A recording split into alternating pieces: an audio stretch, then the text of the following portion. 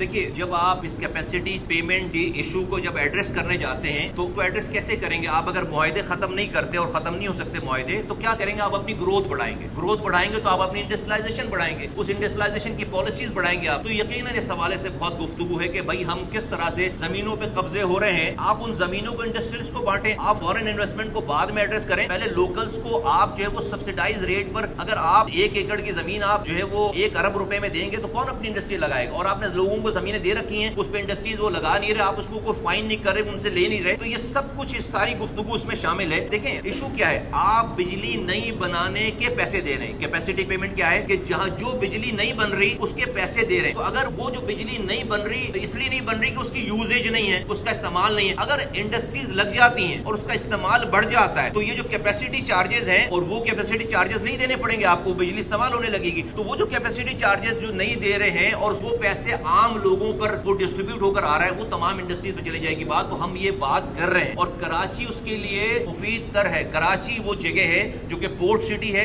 जहां पर एक्सपोर्ट के लिए इंडस्ट्रीज लगनी चाहिए, लग रही हैं। इसमें ये भी बात है कि चाइना से सी पैक में बहुत सारी जो है वो टेक्नोलॉजी ट्रांसफर होने की बात हो रही है। बहुत सारी इंडस्ट्रीज जो है वो चाइना से ऑफ शोर ट्रांसफर होने की बात हो रही है। और चाइनीज की पहली प्रायोरिटी कराची के अलावा कोई और नहीं है, because cost of doing business उनको आसान है, वहां पर कम है।